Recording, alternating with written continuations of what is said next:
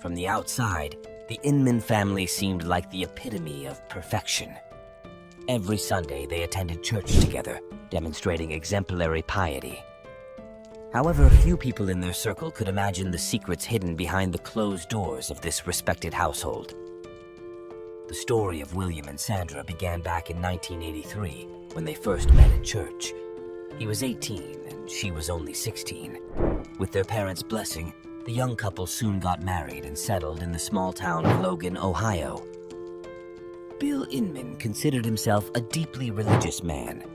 Working as a builder, he dedicated his free time to serving at the Evangelical Church of the Tabernacle of Faith, located near Nelson Villa. There, Bill played musical instruments, while Sandra, being a housewife, supported her husband in his spiritual pursuits. In 1984, the couple welcomed their firstborn son named William Jr. To avoid confusion, the church community called the father Bill and the son Will. As the years flew by, Will gradually grew up. In 2001, when he turned 17, he met 15-year-old Summer Cook during a church service. The circumstances of their meeting remarkably resembled the love story of Bill and Sandra. The young couple dated for 3 years, and when Summer reached adulthood in 2004, they got married. The newlyweds immediately moved in with Will's parents in their spacious house in Logan. That same year, 39-year-old Bill Inman proclaimed himself a spiritual leader. He transformed his garage into a makeshift church and began holding services there. Despite the skepticism of local residents towards the self-proclaimed pastor, his mysterious home church gradually began attracting parishioners, first neighbors, and then their acquaintances. People came to pray, find solace, and leave donations. In 2005, Will and Summer became happy parents of a boy named Alex. However, along with the joys of parenthood, the young couple faced financial difficulties. Bill's church activities did not bring in substantial income, so the family decided to try their luck in another state. In search of a better life, the Inmans moved to Florida in 2006. In their new location, Bill and Will quickly found work in the construction industry, building hotels. Meanwhile, Sandra and Summer took care of the home and raised little Alex. However, after just 2 years longing for their hometown, the family returned to Ohio. Unfortunately, during their absence, they had lost the right to buy back their previous house in Logan. They had to rent another place in the rural area of Vinton. Almost immediately after returning, in 2008, Will and Summer became parents again this time. They had a daughter named Kaylee. 2 years later, the couple's third child, a girl named Alana, was born. Despite the challenges of raising young children, the young parents tried to set aside time for themselves. Almost every weekend, they left the kids under the care of Bill and Sandra, who gladly took on the roles of grandmother and grandfather. For the elderly couple, their grandchildren became the true meaning of life. In the spring of 2010, Bill Inman officially became a pastor, heading the Church of the Tabernacle of Faith. Together with his wife, he also founded a charitable organization called Ranch of Mercy, aiming to help the underprivileged, those who had lost their jobs or homes. Bill dreamed of building a large shelter for orphans and widows with his own hands. However, there was a lack of funds to realize this plan. That's when Bill came up with the idea of holding a lottery. By selling tickets for $10 each, he hoped to raise the necessary amount. The lucky winner would receive a new house or $200,000. Additionally, Bill promised to raffle off 99 other valuable prizes. Information about the lottery was disseminated through local media and advertising. Bill personally went door to door, urging people to join the good cause and purchase tickets. He assured that the proceeds would go towards building a shelter for the needy. In total, Inman managed to sell 100,000 tickets and raise $1 million. The prize draw was scheduled for September 2010. While Bill was engaged in charity work, problems were brewing in the Inman's personal life. In June 2010, Summer confessed to her husband that she wanted a divorce after 6 years of marriage. Shortly before this, she made a bitter entry in her diary. "I'm so tired of pleasing everyone. So exhausted. Don't I deserve happiness? Don't I have the right to fall in love again and feel loved in return? Maybe it's not the best time, but I have to tell Will the truth. He needs to know that I don't want to be with him anymore. I need to be alone, figure myself out, understand who I really am. Because right now, I'm just a slave who follows orders. I love my children endlessly and wouldn't trade them for anything. But I don't want them to see their mother simply obeying someone else's will. I don't know how Will is going to react to this. Maybe he'll get furious, try to take the kids and run away, or start threatening, hurting me. I think we should have equal time with the children. I know his parents will be against it and will try to convince me to stay. But I understand that it won't change anything. Yesterday, Will asked me what I want, and I couldn't answer. Because I only know what I don't want: to be unhappy, to feel trapped. But I remained silent. Every day, all I can do is cry and sleep. Nothing more. I just don't know how to get out of this situation and make everything all right. I hope that the next time I write here, I'll have found the answer." Summer filed for divorce and moved out of the Inman's house with the children and essential belongings to her parents' home. She didn't want to deprive Alex, Kaylee, and Alana of communication with their father, so she allowed them to see Will and his parents. 2 months after leaving her husband, Summer started a romance with Adam Peters. At the same time, she got a job as a cleaner at a bank located in the center of Logan. The woman had no education, so she couldn't find other work. Meanwhile, September and October passed, but the house lottery promised by Bill from Ranch of Mercy never took place. Moreover, it turned out that the construction of the prize house hadn't even begun. The organization was in no hurry to return people's money for the tickets. In early December 2010, the Inmans were informed about the need to vacate their rented housing due to debt. Upon learning this, Summer came with Adam to pick up the belongings that were left there. However, Will and his parents didn't let their former daughter-in-law in. Summer called the police and complained that her husband, whom she was divorcing, was threatening her and wouldn't give back her personal belongings. When law enforcement arrived, Will continued to refuse to let anyone into the house, threatened to shoot Adam, and even got into a fight with a police officer. In her statement, Summer said that before the wedding, she and Will had an ideal relationship. But after getting married, he changed abruptly, started controlling her every step, being jealous, and making groundless accusations. He dictated to his wife what to do and when, interfering in the most intimate areas of life, eating habits, household chores, even sexual relations. Summer couldn't even get enough sleep without her husband's permission. He effectively kept her under house arrest, forbidding her to leave the home. He hid her mobile phone and keys. The woman admitted that Will dreamed of having 12 children with her and even planned to take a second wife. He could often be seen on websites for polygamous families, where he posted his explicit photos. Will threatened to kill Summer if she dared to leave him. Once, he even took her beloved cats, drove them somewhere, and then lied that they had escaped through an open window. He laughed, saying she would never see them again. After his wife's accusations, Will tried to justify himself. He claimed he took away her phone and keys because he suspected her of cheating. As for the cats, he simply took them to a shelter because they were scratching the furniture and attacking family members. Will was prohibited from approaching Summer and was sentenced to a fine and probation. At the same time, a custody battle erupted between the two families. The Inmans filed a police report, accusing Adam Peters of being dangerous to Alex, Kaylee, and Alana. A terrifying event occurred late in the evening of March 22nd, 2011. 25-year-old Summer was finishing her shift at the bank. As usual, she cleaned up the workspaces and went outside around 11 p.m. to take out the trash. Before that, Summer had sent a message to Adam, whom she was supposed to meet after work. But he never saw his beloved again. Worried, Adam went to the bank after midnight. He didn't find Summer, But near the dumpster, he saw her belongings: her phone, keys, a running player with headphones. A little further, in the bushes, lay her jacket. Adam called the police and informed Summer's parents about her disappearance.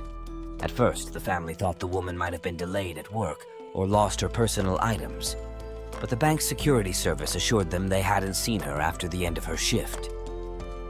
When law enforcement arrived at the scene, several witnesses were already waiting. Two women who were out for a jog at the time said they had witnessed Summer being abducted by unknown individuals an hour earlier. According to them, when the woman approached the dumpster, a white Ford Crown Victoria driven by a blonde pulled up. Two men in black balaclavas jumped out of the car, grabbed Summer, and forcibly pushed her into the back seat. The victim resisted, screamed, and begged for help. One of the witnesses tried to intervene, but the female driver sprayed pepper spray in his face. After that, the kidnappers fled with Summer. The women immediately ran to the nearest police station and reported what they had seen. However, for some reason, law enforcement treated their statement with skepticism, even suspicion. They decided that the witnesses had made up this story for fun. A whole hour passed after Summer's parents contacted the police before they finally arrived at the crime scene. Unfortunately, it was too late. The missing woman could not be found while the trail was still hot. News of the abduction of 25-year-old Summer Inman instantly spread through the local media. Hundreds of concerned residents of Logan rallied to help with the search. But days passed, and hope of finding the woman alive faded. The parents of the missing tried not to think about the worst. A few weeks before the tragedy, Summer had posted a photo on Facebook with Adam and the children. In it, they looked like a happy family. Seeing this photo on Adam's page, Will Inman became genuinely enraged. There had long been a quiet confrontation between these two men. It turned out that Summer had met Adam even before deciding to divorce her husband. In the spring of 2010, Peters got a job working for the Inmans, taking care of their house and yard. That's where he fell for Summer. Initially, the woman rejected Adam's advances, but eventually gave in. In her diary, there is an entry. When our eyes met, I realized that the devil had taken hold of me. I didn't listen to the voice of God.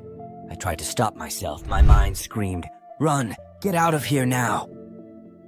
But I stayed and allowed Adam to embrace me, and then delve deeper. I regret it. I am guilty. Meeting Adam was the beginning of the end for Summer and Will's marriage. The woman realized that she wanted to be happy, to love and be loved. So she filed for divorce. 5 days before Summer's disappearance, Will tried to challenge the amount of alimony in court. He didn't want to pay his ex-wife $150 per child every month and asked to reduce the amount to $50. After all, at that time, his annual income was only $6,000, $500 a month. Will, along with his parents, fought for sole custody of the children, but the judge rejected their demands. Bill and Sandra missed their grandchildren very much, as they were the meaning of their lives. After parting with Summer, the elderly couple had noticeably lost weight and become haggard. In March 2011, shortly after Summer's disappearance, the police found the Inman family. Bill, Sandra, and Will were hiding in the home of Bill's mother, a 70-year-old woman from Jackson County, Ohio. During the interrogation, all three unanimously assured that they were not involved in Summer's abduction. They claimed that on the night in question, they had gone to Cleveland to look at a new house. On the way, the car broke down, and they had to spend the whole night repairing it on the side of the road. They only returned home to Logan in the morning. The Inman said that they had always treated Summer well and rarely argued with her. But ever since Adam Peters appeared in their home, a dark streak had begun. Bill, Sandra, and Will called Adam a bad person who had destroyed a once happy and strong family. The police were interested in the white Ford Crown Victoria parked near the Inman's house. They confiscated the car's GPS navigator and checked the route. It turned out that on the afternoon of March 22nd, when the kidnapping occurred, the car was in Logan. In the evening, at 5:30 p.m., The GPS was turned off and only turned back on the next morning, March 23rd, again in Logan. No evidence of the Inman's trip to Cleveland could be found. Moreover, according to telephone records, all night from March 22nd to 23, the suspects were in Logan. Then information came in that on the morning of March 23rd, at 7:30 a.m., Bill, Sandra, and Will were seen at a car wash. They took the car for a full interior cleaning. Summer was not with them. After that, the Inmans went to Cleveland, where they changed tires at an auto repair shop. The mechanic found it strange that Bill decided to replace almost new tires with old ones. Allegedly, he simply didn't like the previous ones. The Inmans also tried to change the appearance of the car. Bill removed the police spotlight he had once installed near the side mirror. After the arrest, Bill tried to convince his elderly mother that they were not guilty of anything and that these trials were God's punishment. However, after several hours of interrogation, realizing that all three of them faced the death penalty, Sandra gave in. The woman confessed that it was them who had kidnapped Summer on that fateful night. The men in balaclavas were her husband Bill and son Will. According to Sandra, the abduction was entirely her idea. She only wanted to scare her daughter-in-law so that she would allow Will to see the children. But everything went wrong. It says that she will plead guilty to murder and kidnapping. They will recommend 9 years on the murder charge and 3 years on the kidnapping. To be run consecutive for a total of 12 years. The pipe that she's inside of, anything like that? No, it's a thing. Like a cistern? The Yeah. lid that she would pop up? Mm-hmm. Whose idea was it to take her to get her? I think it was probably my idea more than anybody's because I kept on and on about, why? Did you know when you kidnapped her that she was the one that got dead? No, oh Lord, no. Okay. I thought I could talk to her.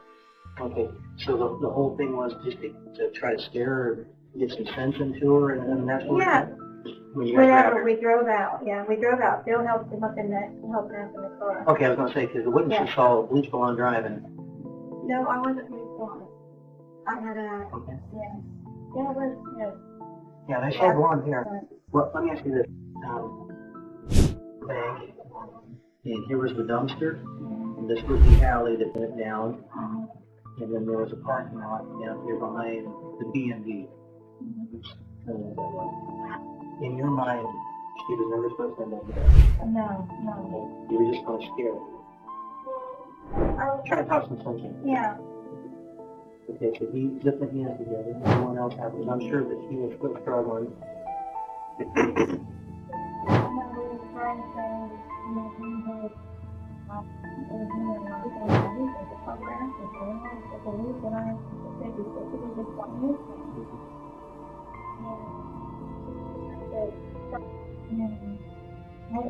It wasn't 54 something. Okay, so she died as a result of what Willie did to her?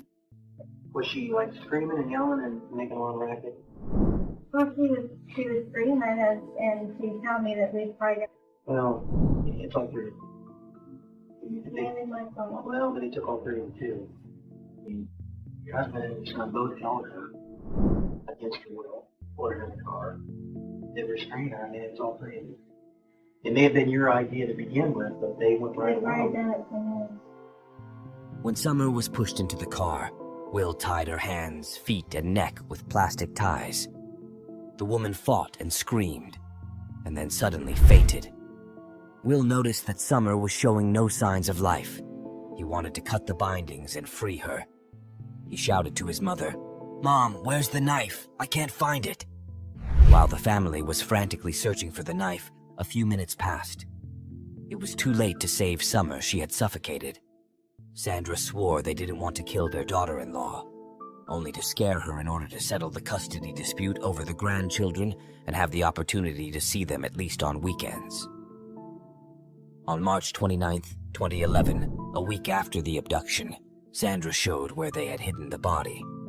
Summer was thrown into an abandoned well on the grounds of the church the Inman family attended. The Church of the Tabernacle of Faith is located near Nelsonville, 30 kilometers from the bank where Summer worked. Once, Bill Inman had participated in its construction. And 28 years ago, under the arches of this temple, he and Sandra got married. When the police lifted the concrete lid of the well, a gruesome sight met their eyes. Summer lay at the bottom, her body thrown in head first. The victim was wearing the same clothes as on the last day of her life, a black t-shirt with the words, "I don't have an anger problem, I have an idiot problem." The autopsy showed that Summer had died of strangulation. There were no other injuries on her body, except for marks from the plastic ties on her neck, wrists, and ankles. Sandra said that she had initially planned to throw the body into the river, but then she decided that in the church well, no one would definitely find it. The woman admitted her guilt and expressed sincere regret for what she had done. Soon, the trial took place. 49-year-old Bill and 28-year-old Will did not plead guilty to Summer's murder. They barely spoke during the hearings and avoided looking her parents in the eye. Only Sandra repented for what she had done and tried to take all the responsibility upon herself. She repeated that the abduction was her idea. Delivering her final statement, the woman begged for forgiveness from Summer's parents through tears. Emotions were choking Sandra, but despite this, everyone understood that she sincerely regretted what had happened. "Summer was like a daughter to me," the woman sobbed. "If I could turn back time, I would never have taken this horrible step." In 2012, the court passed the sentence. Bill and Will Inman received life imprisonment without the right to early release. Sandra was sentenced to life in prison with the right to parole after 15 years. The church friends and parishioners unanimously claimed that Bill was in charge of everything in the Inman family. He was the one making the decisions. No one believed that the idea of the kidnapping belonged to Sandra. Everyone knew that Will had been a spoiled boy since childhood, with his parents indulging his every whim. The defendant herself understood that her husband and son were just as guilty as she was. But Sandra tried to take the blame until the very end, hoping to soften their fate. Alex, Kaylee, and Alana remained under the care of Summer's deceased parents. For a long time, they could not explain to their grandchildren where their mother, father, grandmother, and grandfather had gone. The tragedy of the Inman family serves as a warning about how hidden anger, jealousy, and the desire to control someone else's life can lead to fatal consequences. Bill and Sandra, who were a model of piety and family values to everyone, turned out to be real tyrants to their daughter-in-law. Summer became a victim of a toxic relationship where her will and desires were suppressed, and attempts to break free cost her life. Will, raised in such a suffocating atmosphere, grew up selfish and unwilling to compromise. His obsession with the idea of getting his wife and children back at any cost ultimately turned against him. The Inman's terrible crime forever destroyed several families, deprived 3 small children of their mother, and a grandfather and grandmother of their closest person.